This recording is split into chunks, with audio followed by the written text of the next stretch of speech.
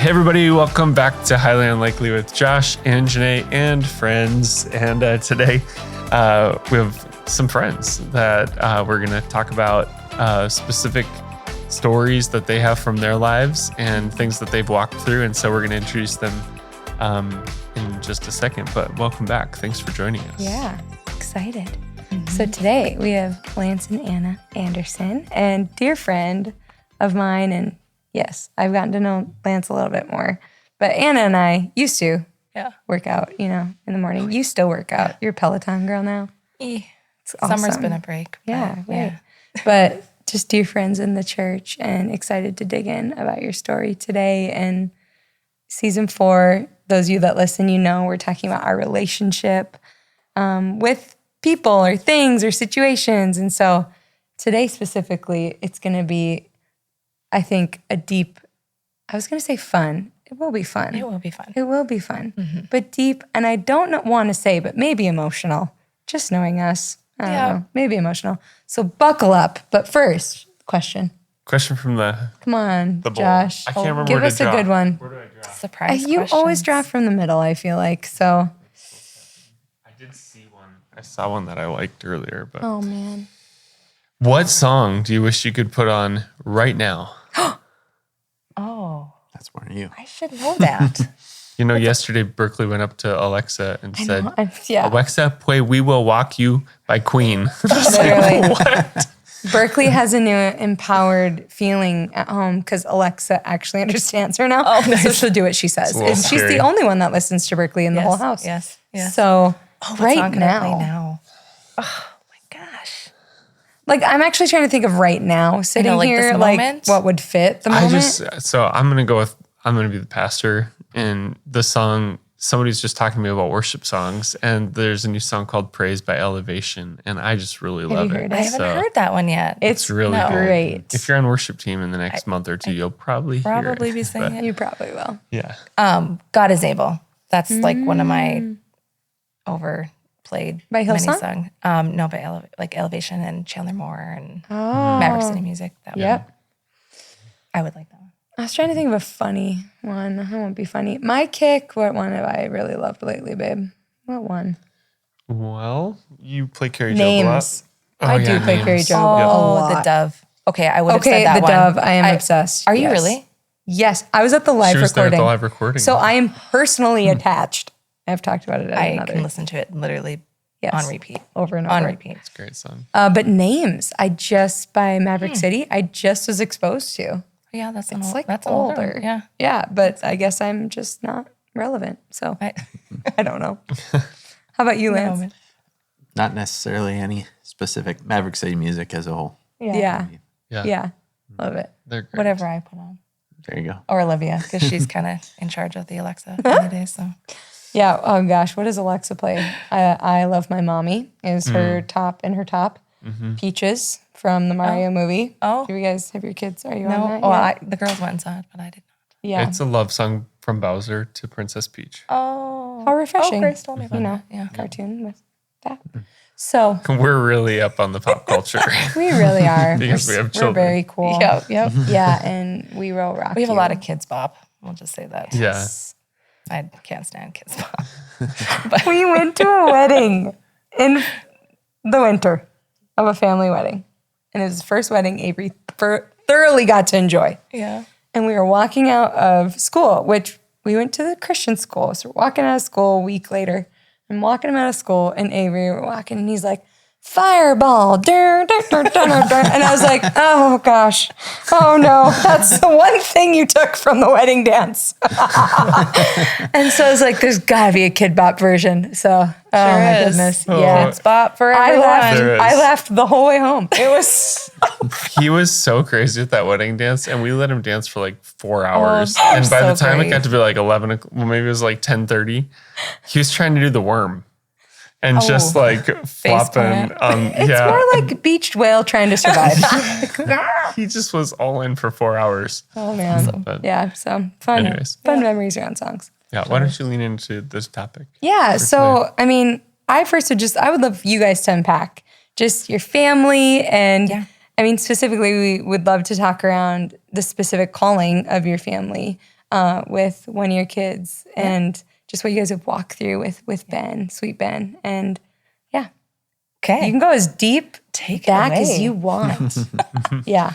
Well, I mean, an intro, I guess, to our family. We have been married 18 years in September. So There you go. I'm the one that normally forgets like these dates. Yeah, He's yeah. very good at dates. So 18 years. We have Grace. She is 15, which is crazy. She is our oldest, and we had her in 2008. She is our teenager, our first kid that gets to, we get to learn all of the parenting tricks and, try and do better with the next ones after that. Yeah, right. Doesn't work because all three of them are so different. Right. But, So true. yeah, she's just awesome. She's our teenager. She's really just full of grace and Just easygoing, but So at the same easygoing. time, yeah. bold. Like if she Oh, believes black in and white. something, Yeah. like yeah, That's cool. Very black and white, but very much like you in the fact that you'll sit back and like watch the situation, but say something if something needs to be said. Type thing. So she's a wonderful firstborn. I'll talk about Ben afterwards. Our youngest is Olivia. She is our ball of fire.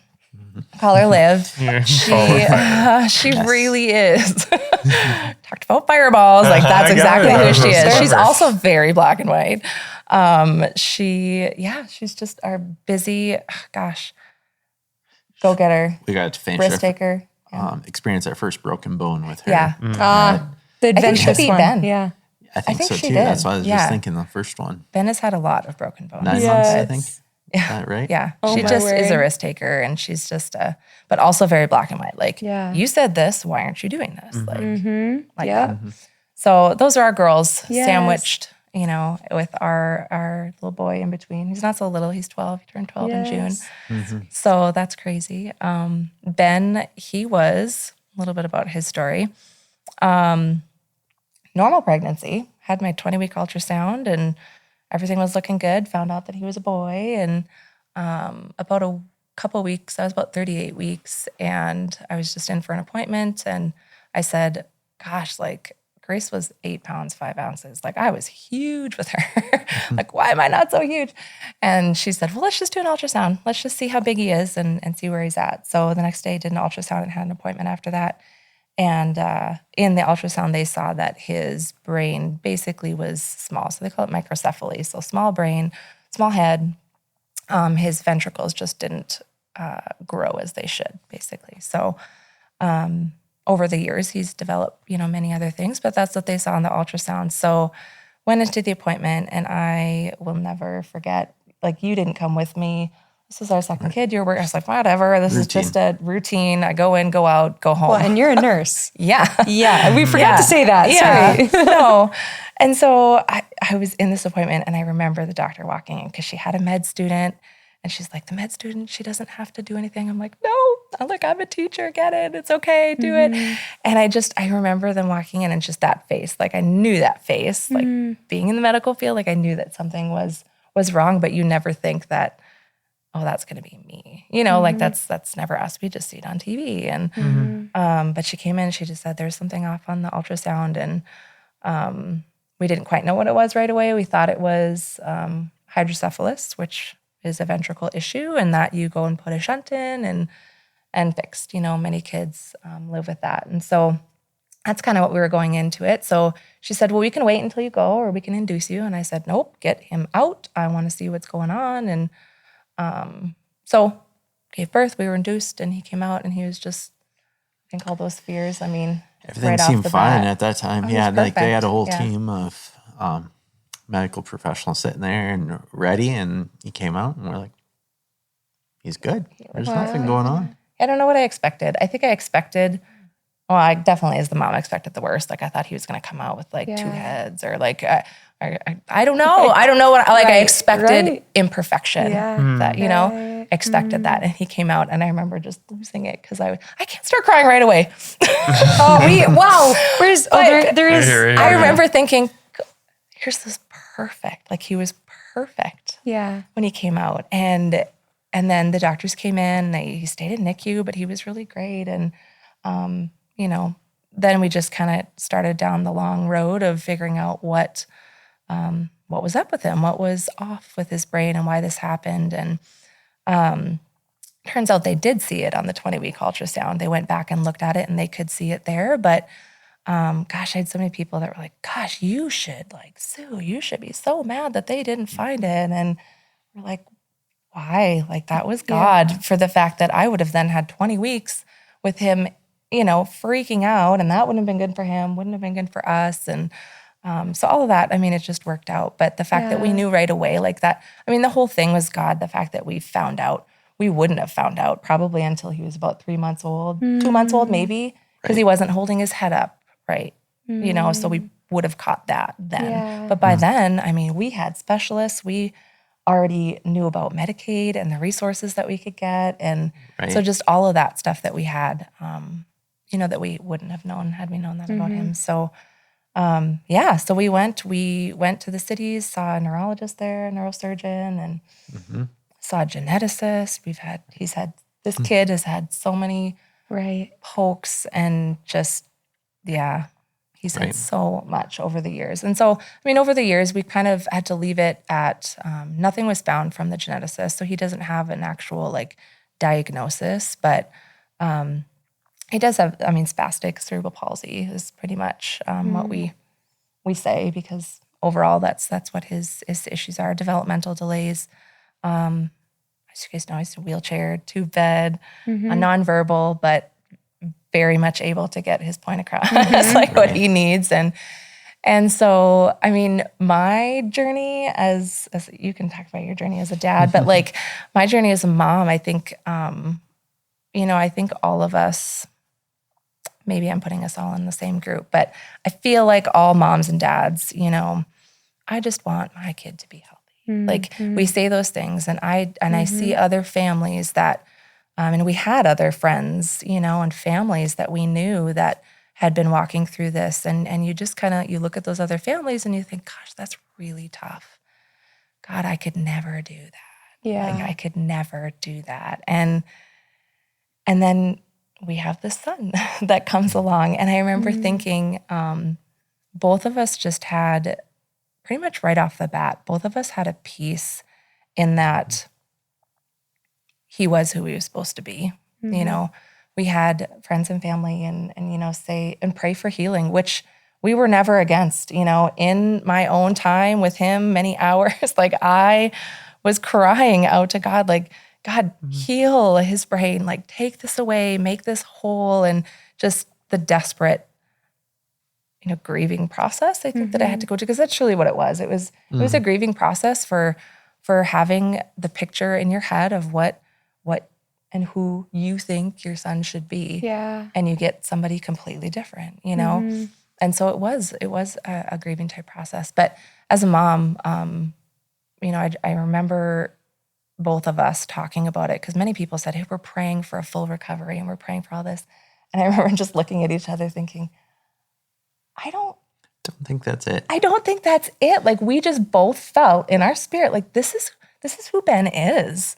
This is who he's supposed to be. And so when people ask too, how can we pray? And, we still, we just smile. But will he ever walk? And, we're going to pray that he gets to walk someday. And just, that's not where our hearts are. We don't discourage it, because however God leads you to pray, right? But we say, no, he's dealing with this. He's in the hospital. He's fractured his leg again, please pray for pain-free and those type of things. And so pretty much right from the get-go, we really felt no, this is who he's supposed to be. He is 100% who he's supposed to be. And so over the years, that grieving process that I mentioned, that took a while to work through that, and the expectation of who and what we thought our family should be and what we thought it was going to be. Those expectations just had to be put aside. And so for me as a mom too, communication was such a huge thing. How do I talk to him? Right. I remember his doctor saying once, so many people were is he going to walk? Is he going to eat? Is he going to do this? And it's I don't know. Stop asking me. But he said, Ben's going to do what he's supposed to do. right? He's going to do what he's supposed to do. But in my heart of hearts, I was like, yeah, but I need to communicate. I need to be able to communicate with him somehow, some way, right? And I remember praying and crying that. And literally the next day, like within 24 hours, I'm like, is he even going to smile? And I had him on the changing table. And he does this like half corner, like little smile. And you've seen his smiles. Like they just are amazing, right? But he did that on the changing table. And I was like, I remember losing it, of course. But like, it was like just God, like, he will communicate with you in how I've created him to communicate. Yeah. And so that was a moment. And then just over years, like he's 12 now. And I remember thinking, gosh, I cannot have a kid with a feeding tube. Like I'm a nurse. I see gosh, there's so many issues with it. God, please don't let Ben have a feeding tube. And sure enough, I mean, he was 11 months old. He needed a feeding tube. And so we worked through that. And God, I cannot have a kid with seizures. That was a huge thing for me working in the ER. Like, I don't know, there's nurses have things that like really get them. One of them is throw up for me. I hate it. He's the throw up cleaner in our house. But then seizures were a big thing for me, a big like trigger, like just really made me nervous. And I'm like, God, I can't have a kid with seizures. So 18 months old, Ben has a seizure. Right. And after that, after a few more things similar to that, I was just like, all right, I need to stop saying that, God, please don't bring this to me, right? Because I realized that like by saying those things, I was putting limits. I was putting limits on on who Ben was supposed to be, but I was limiting what I thought God could do in our lives. Yeah. Like that I couldn't, as a mom, take care of a kid with that or have a kid or deal with that. And I was like, whatever, there are more things in my mind that I really don't, hope don't happen. Right. But it's like, we're past that point where it's like, no, like we truly know that he is supposed to be who he is, right? And so if we don't then allow like all of our kids, give them up to God and who they're supposed to be, we're limiting what he wants to do, what God wants to do in our life. And so that's my walk as a mom. You want to talk about the dad side? Well, I can go back a little bit too. Like, so after he was born, and our first trip to the cities, at that time we had the opinion, or from what our knowledge is, we assumed that it was just that he had some extra spinal fluid on his brain, and that we would need a shunt, and then that would drain the fluid off, and then we'd be good to go. And might need some checkups, things like that. Pretty common thing. And showed up, and he's like, "No, there's something more going on. I'd like you guys to see the geneticist." And so we went and met with the geneticist. I'll never forget. She's like, just kind of crude to the point type person. Just said, if your child was an adult, I would say your child would be a vegetable. But since he's a child, we don't know. And so just ever since that point, we don't know. Yeah. Don't know what to expect. And so, year by year, just each milestone, you just don't know. Yeah. So how have you,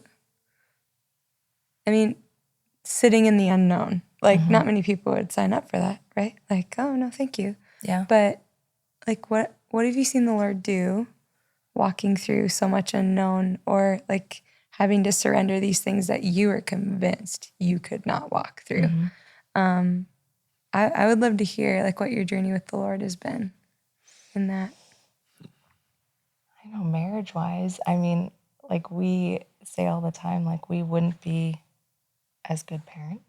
We wouldn't be, our marriage wouldn't be half as strong as it is. Like if you, I don't have the statistics in front of me, but if you look at the statistics of families and of parents that of special needs or disabled children, it's alarmingly high for divorces. In fact, our neurologist, every time we see him, we go into the room and he goes, I always know who you guys are because you're both here. Wow. He goes, I see a lot of single moms. Oh my and word. it's usually moms He's like, I see a lot of single moms doing this on their own. And so I think that God That is such a definitely- testament to the Lord. Yeah. yeah. That a doctor remembers you Yeah. because you come as a unit, a family unit, Yeah. and a team. Yeah, Oh my absolutely. goodness. For sure. I think I just know that our marriage, like, I think you said something about like nobody signs up for this, right? And probably in the last couple of years, really, like walking through this process, like I truly like look at Ben and it's like, no, don't change him. Like, don't make him normal. Like, Right. that's not who he is again, but like just that realization and that, just the realization of that. I think I know that us personally in different areas, have really been challenged. Me as a medical person, a lot of the stuff that we do with Ben is medical. And so I think that alone, like our marriage and the way that we work with that is really fluid. Like there's a trust that he has in what my knowledge is, medically. Like if I say, like, I think that we should do this, you're all, yep, let's do this. And your brain is very analytical and I miss things all the time. Like, oh, I forgot to ask about that, And so I think that without having patience with each other, but a true trust, like, and a love for each other. I know that sounds so cliche, like not using those words, but Seriously, though. truly trusting the other person has Grace. really just having grace for the other person. Mistakes Like, happen. oh gosh. Yeah. So oh many gosh. things to remember. Right. Yeah. Oh, Like we both, I could go on a tangent now. Like we both have literally, I was the first person to fracture Ben's leg. Like, so he had a cast, took so the cast for those off. that don't understand, Yeah. like, okay, how could you fracture yourself? Right, Like, right. okay, maybe help So in layman's he, terms, with help cerebral explain. palsy and any, spasticity, your hips can literally come out of place. So very common. Not all kids have surgery for it, but you can have circulation issues with it and just seating issues with it. And so we ended up having a couple of different surgeries for his hips to put them back in place. So we had a surgery. And so with the very first one, we had a full spica, or not we. Well, we kind of did. It was just a really big cast. So How old was he? he was 8. Yeah. Yeah, a lot smaller I than lived what with he a is friend now. whose daughter Yeah. had hip dysplasia and was yeah. in her spica, but she was like 1, and that was hard, or 2. Yeah. So I can't imagine. Yeah. Yeah. He was pretty heavy.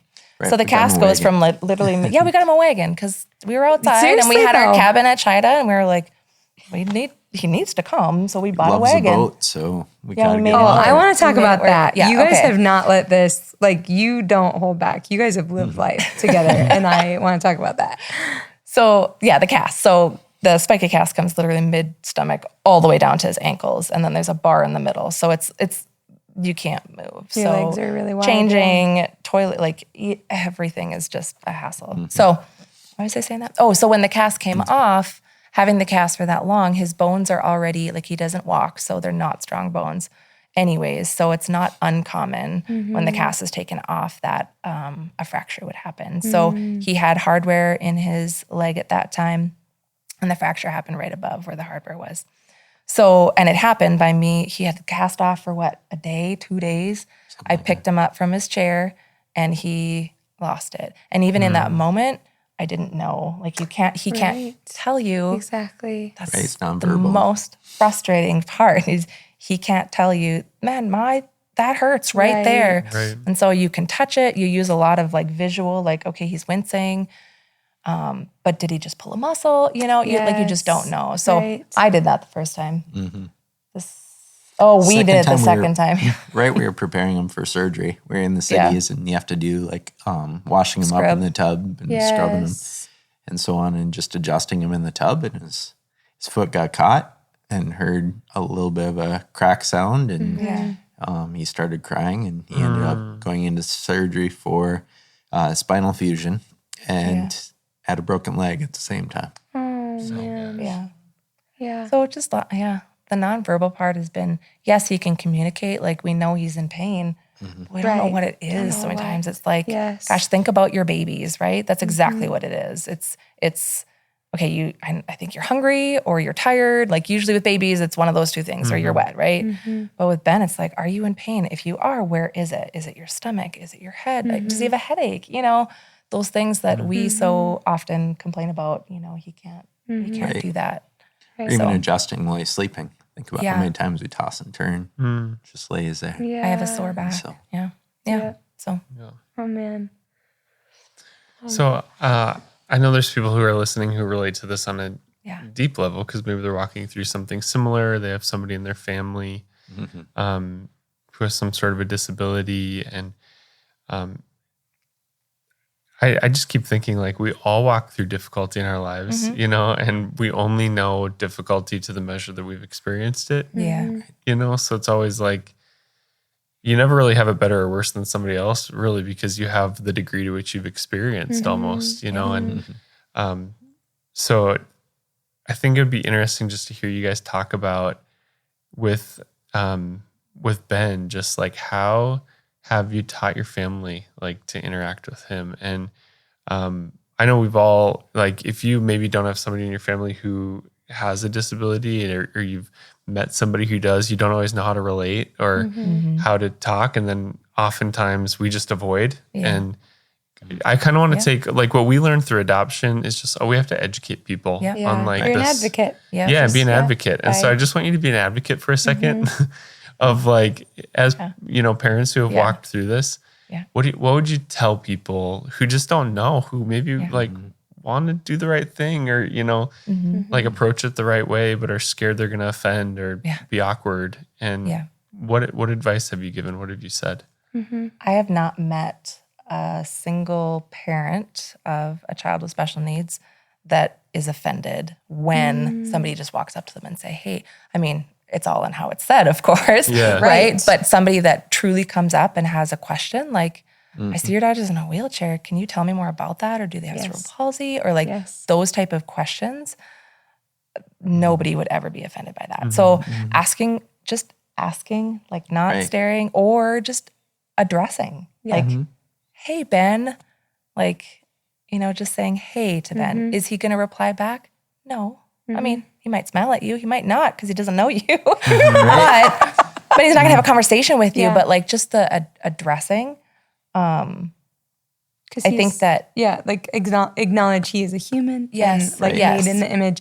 And I know when we came over to you guys' house, that was like a couple summers ago Yeah. almost. And just talking with Avery on the way there, hey, Yeah. their son Ben. And Yeah. that's like what I said was like, you go up and just talk to him. Right. And Right. Yep. yeah, he may not respond, but he is still made in God's image. Right. And Yep.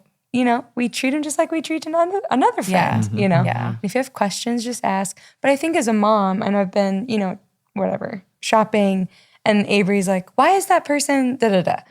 And as a mom, your gut reaction is like, shh, like, don't, Right. So I think that's really empowering. Yes. And I remember we had that conversation, and now I'll say, Avery, why don't we go ask? Yeah. Right. Usually he's like, Let's say no. hi. It's like, okay, I'll Right. come with you. We go can say have a hi. conversation. Yes. Yeah, I with think that. having that heart of a child is important for sure. Like even like kids, little girls that have been at our daughter's birthday parties and things are like, when's your brother gonna walk? And it's like, well, it's different. And then you just talk about it. So on, but I mean, just those simple questions that everyone thinks, and so it's okay to talk about it. Yes. Yeah. Yeah. All That's the funny. child answers are just, Olivia, he just has a different brain. His brain. And then off she goes. It almost like, this is my birthday party. Why are you asking about my brother? Like, Me. Because they're just like, it's my brother. yeah, like, and Oh, man. no idea. Like, so, I mean, we could talk a lot about siblings and stuff too, but like, the differences too in Grace being our only kid right away. And Ben was then born into her life, whereas Olivia, I mean, she was born into our current life, right? So it is very different. And like, both of them from a sibling perspective have had to deal with, anxiety, and they've both gone and talked about it, not just to us, to other counselors and people. And it's like, so important. Like, if I'm speaking to any special needs parents out there, just the sibling side of things, and that it's so easy to get caught up in that kid, right? The kid that needs the most work. That's where your time and attention usually goes, right? And not involving them, or realizing that, often we are stuck at home, because of Ben. So how can we get the girls out? Or people often ask like what they can do, like, well, come live to the zoo, or like things like that, like thinking about the other kids in the family too, and just realizing that they're also, they're not adults. They're growing up in this, and that's tough. But yeah, when people ask, we just say, just communicate, talk to them, ask questions. Nobody would ever be offended about that. Including not thinking about what they can't do, but like what they can do. Yeah. And so even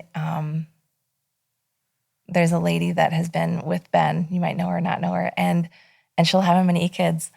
And, it was time to do a balloon war or something like that. And she's like, oh, I had our hand up so that we could go do that. And he didn't get picked, but I will take him up there. And like, so thinking about that, and honestly, like, his school is so good at that. So good. And I don't even know if it's the adults. It's probably just the kids that are just so good at inclusion and just saying, okay, why isn't Ben doing this? Like, we have a speaking part at our music program.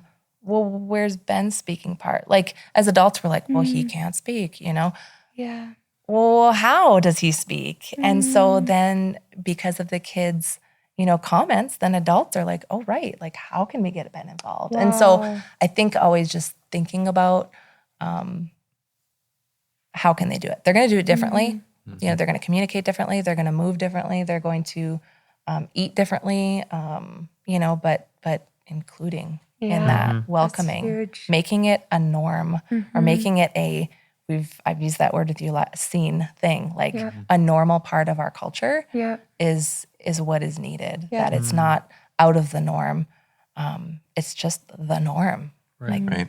Like, another important thing too, and it's changing slightly, but is knowing that we are different and it's okay, and to embrace it. And so to not make it about us, but what's in our child's best interest, right? And so loud environments or controlled environments are probably better, and just trying to come up with those situations. And so, I mean, making tough choices that are in his best interest, and even thinking future, like how long we keep him in our home, like if that's the best choice, and so on, and we decide it's not about us, what's best for him. And so on, because that's so, there's plenty of those things that it's hard to decide, and it's easy to make it about ourselves, but it's really about him, and so on, and that's okay. Yeah. And the day-to-day stuff, like when we go out and do things, it's like, well, we really want to go do this. Well, we can't because of Ben. Oh, poor me. Like, no, he is better in this place in that moment. And that's hard, I think, for us socially sometimes,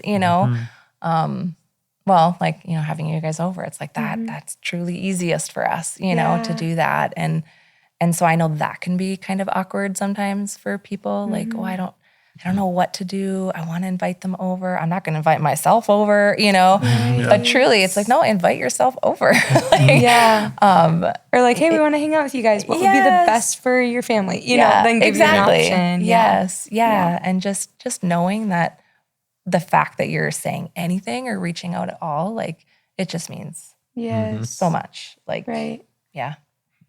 I mean, I've learned so much from you. I mean, just being friends and bridging these conversations. And I think one thing about you both, like, Lance, you serve on our board, and Anna, you're involved in worship. Like, I think I've just thought of even myself and my fleshly tendencies in the same shoes as you guys. I maybe would withdraw, or no, I can't serve because I have this much responsibility, or it's harder for me.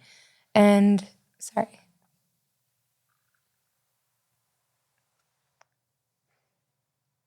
It's what I love about you, is that you had had or have a lake cabin at Chida, and you take Ben, and you're still involved in the church, and you're going to live, and you're going to take Ben with when you can. And it's not like this is going to define us and then pull from the body of Christ. Yeah. Because the body of Christ is not perfect, and we've talked about that. Yeah. Because we sat down, and I listened to a podcast and just said, Anna, I listened to this podcast, and I have to ask you something. Of where have us as church leaders or us as the church, I don't know how I worded it, but like, made Ben or you guys feel unseen because of truly our ignorance? Right. Or where have we overlooked those with special needs, and how could we get better?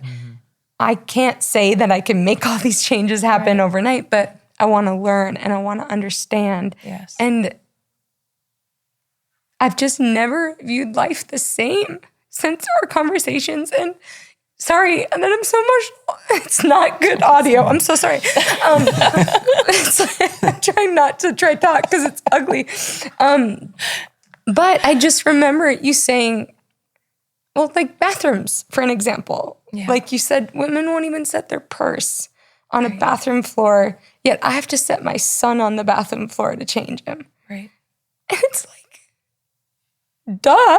Like, why have I never thought of you or thought of that? And so I don't know what I'm trying to say. I'm just saying you're such an example of being strengthened by the Lord, but then standing as advocates, and you're helping the body of Christ and our city with advocating for those that can be overlooked, that can people may write off that God can't use. And I would love to hear that from you. Like, how has God used Ben? And how has God used him in your lives or other people's lives, or to be a light or in his own way? Because I feel like you guys have done it, you all and your girls, like you're walking in your gift sets. And I know that you value that in Ben's life too. And so, sorry, that was an emotional tangent, but I think just, if you know someone that you're listening and they have a child with special needs, to even just ask that question. It was so revealing for me of, man, I don't know what I don't know. Right. And I don't think of what I don't have to think of. And you don't have to be insecure about it. Like, I was a little bit. I was nervous because I was like, gosh, is Anna going to be mad that we don't think about this, or that like think I don't care about Ben because I can't fix all these things? No.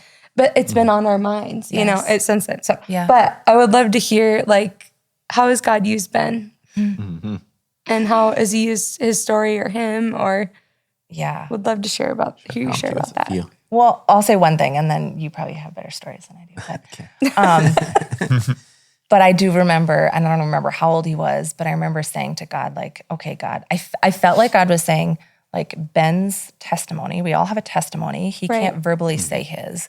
And I felt like God was saying, like, our testimony, I was specifically me as a mom, but my testimony or his testimony is wrapped up in my testimony. Or my testimony is wrapped up in his testimony. That there would be this one. And I pretty much from the get-go, maybe he was a couple years old when we went through a lot of stuff with him, but I felt like, God, I don't know what I'm doing. Clearly, I don't know what I'm doing, but I know that you've given this son to us. And so I felt like I just needed to be open. And I don't know if I was reading something just about obedience, but like, you know, when you say, okay, God, use me, well, what happens the next day? Like, or God, test my patience, what happens? Your patience get tested, you know, right away. Right. And I remember thinking, God, I want to share his story, and not just his story, but his testimony, and be able to share that as part of our testimony. And then I think it was like the week after, like somebody asked me to share something at worship, or, you know, like it was, and time again, evidence is that we're here right now, you know, that we just want to be open and obedient. Like we do not know. We know what we know because of Ben and our story, and, you know, what we go through with our girls too, but just that we're obedient, you know, and even I think that in his school too, like just not, I mean, in the church he uses us a lot, but just how Ben is a light to everyone. Like how many people he's touched in his life. We haven't touched half the amount of people that he has. Right. Without saying a word.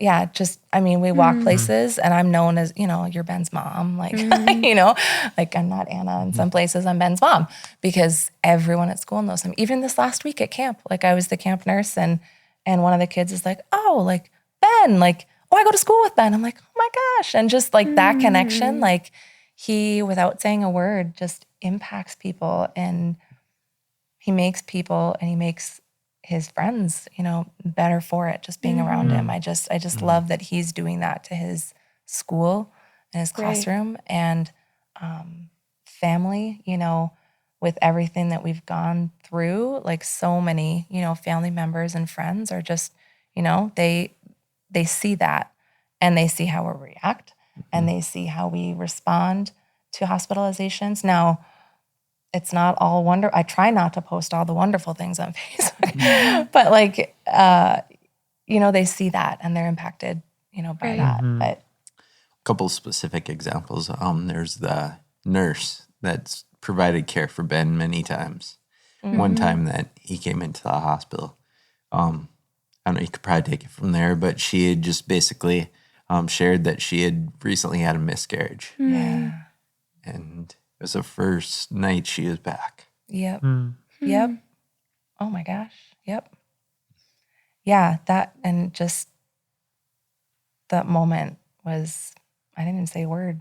We just hugged and that impacted her and I wouldn't have seen her, without Ben being there. Right.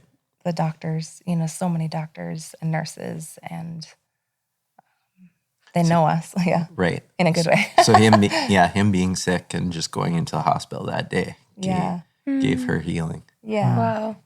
They all know him up there too. It's like, oh, that might be a negative thing. All the doctors know you. It's like, no, it's wonderful. It's so nice. Wow. Yeah, that's a good story. Yeah. Another one at school. One of his people. Yep.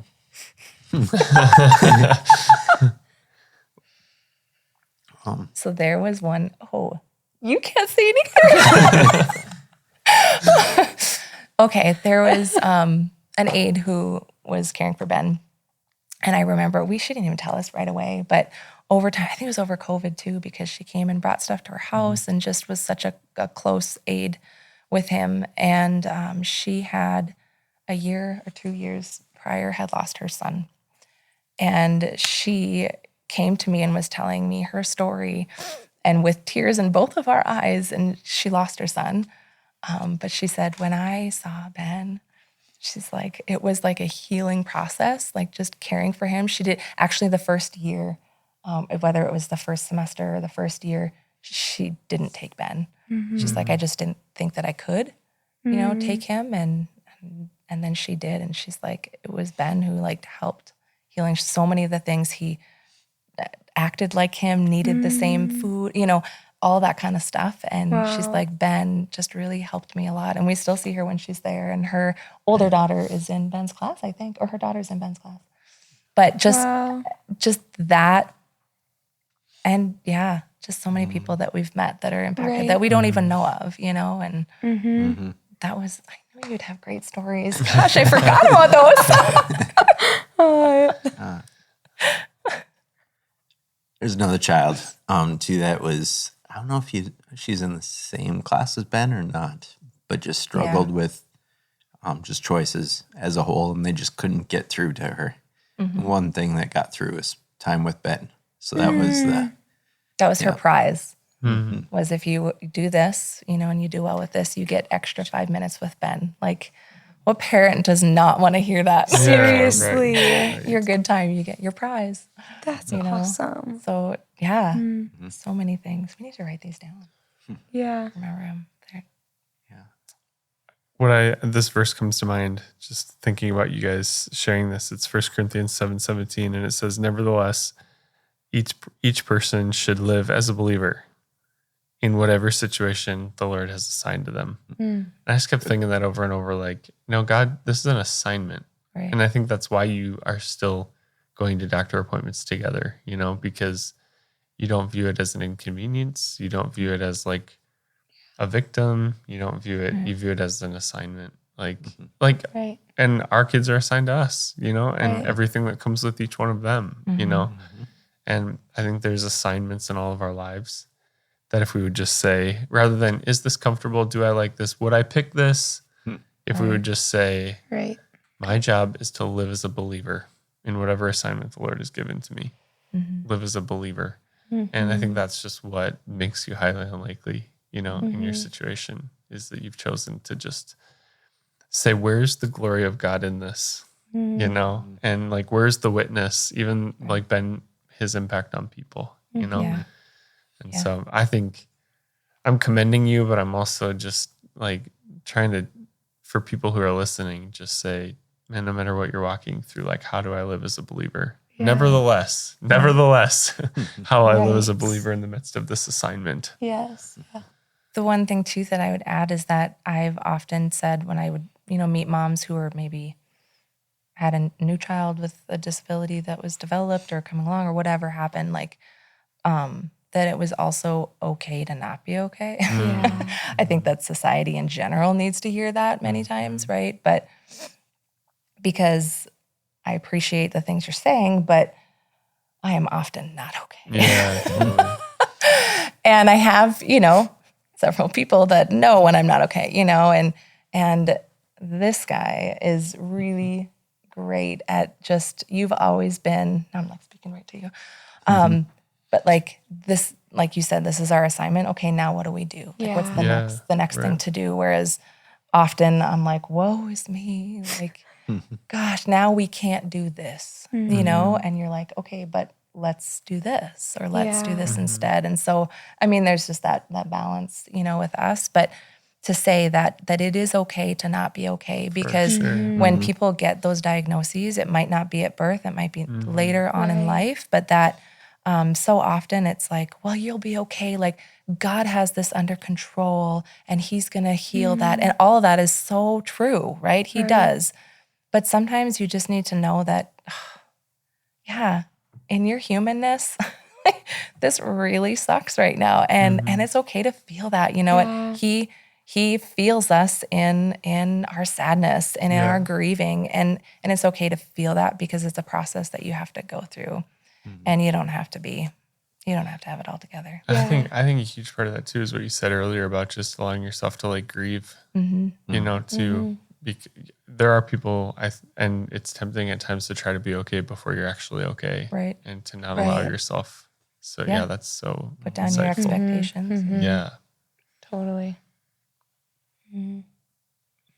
it's good. Well, I was trying to think of any like final parting thoughts, but I mean, what would you say? Like, I think in the church context, like, I know for me, when it comes to e-kids or comes to like, we want a safe space for all kids, Yeah. or whether it's in like church service, like, I know you guys have opened our eyes to how we could grow as a church and be better, grow. But I don't know how you're better at framing questions, but How can the church see families like yours, or see Ben? yeah, be the church and view your entire family as the body. You know what I Yeah. mean? No matter what our physical bodies I look know like. Janae specifically at times will quote you in your conversation as saying like, maybe you'll see a family somewhere and you'll see the whole family except the one Yeah. child, But only and you just- know that because you But know their you're the only one situation. who knows that. Yeah. Right. And I don't know. Can you take what we just said and make anything I out don't of know it? what I'm trying to get to, but I think final parting that is the hard encouragement. part, because I'm kind of reiterating what you guys just said, but there's so many issues that we physically can see, in the church, like, ooh, that's needed. We need chairs over there. Or we need, like, we can see with our eyes what's needed and we can go and do it. yeah.